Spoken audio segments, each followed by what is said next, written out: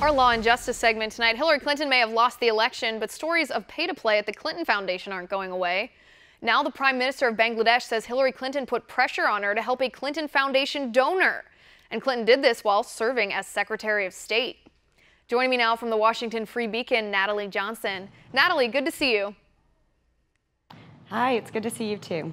Thanks so much for being here. All right, Natalie, tell me what happened here. So the Prime Minister of Bangladesh is making this claim now about Hillary Clinton.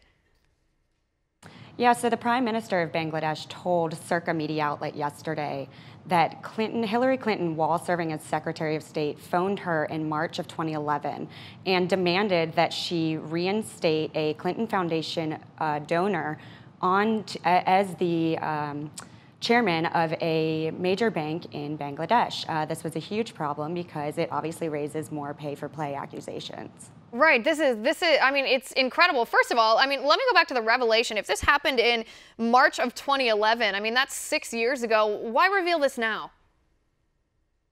You know, and that's a great question. And I think that the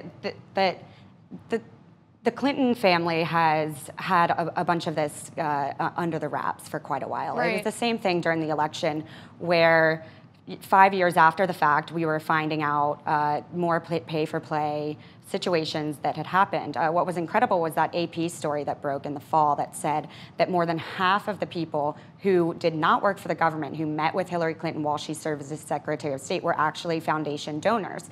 Again, that's something that didn't come out until 5 years after the fact. Why that is, right. I think that people just didn't dig enough. No, and that made a little more sense to me because that was right before the election, and I think people were scrutinizing her record as Secretary of State and these allegations of pay-to-play a little more closely. But let me walk through exactly what happened, or what the Bangladeshi Prime Minister is alleging happened here. So this bank is called Grameen Bank. It's I guess the most famous micro-lending bank, micro-credit bank, I should say, in Bangladesh. It has two parts. So the non-profit, which is called Grameen America, they donated anywhere between $100,000 and $250,000 to the Clinton Global Initiative. And then Grameen Research, another arm of the bank, I suppose, they donated up to $50,000. That's no small amount of cash. No, it's not. It's hundreds of thousands of dollars. Now, another interesting point here in this story is that the Clinton Foundation donor 2 years prior to this phone call had emailed Hillary Clinton while she was Secretary of State, asking that she bring up in a scheduled meeting between Ms. Clinton and the Bangladeshi Prime Minister, bring up this bank that we speak of, the microcredit lender. It's the most prominent microcredit lending bank in Bangladesh. That's a huge issue. And now we have 2 years after, you see the secretary directly calling the Bangladeshi Prime Minister and requesting that she reinstate this donor onto the board. Right. So what ended up happening then after this phone call happened in March of 2011 was this, and his name is Dr. Mohammed Yunus, by the way. He was the former chairman. He wanted to be reinstated. Was he reinstated after Hillary put pressure on the Prime Minister of Bangladesh?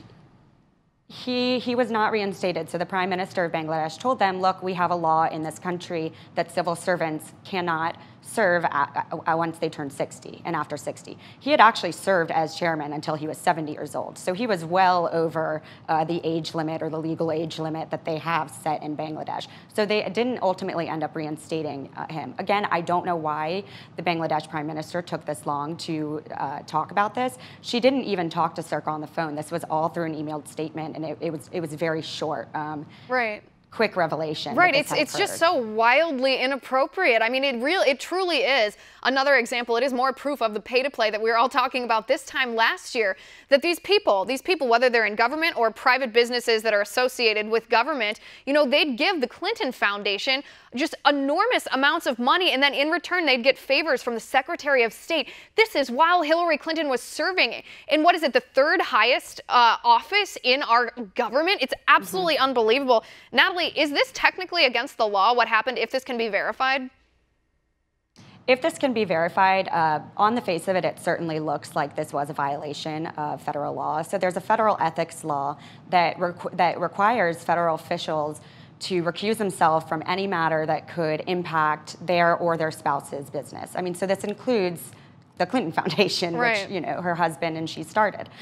So again, on the face of it, this absolutely looks like it was a violation of federal law. Right. It's astounding to me. And I'm just going to refer back to what you said before, that AP report that came out in August of 2016 last year, I guess about 9 months ago, that said 85 of 154 people from private industry, not private interests, not government, who had met or had phone conversations scheduled with Hillary Clinton while she was the head of the State Department, Secretary of State. That number, 85 of 154, donated to her family, charity, or at least pledged to donate. That is not a coincidence. It's not a coincidence. It's a clear indication of pay to play, and I'm shocked that there hasn't been more investigation, or it didn't continue after Trump was elected.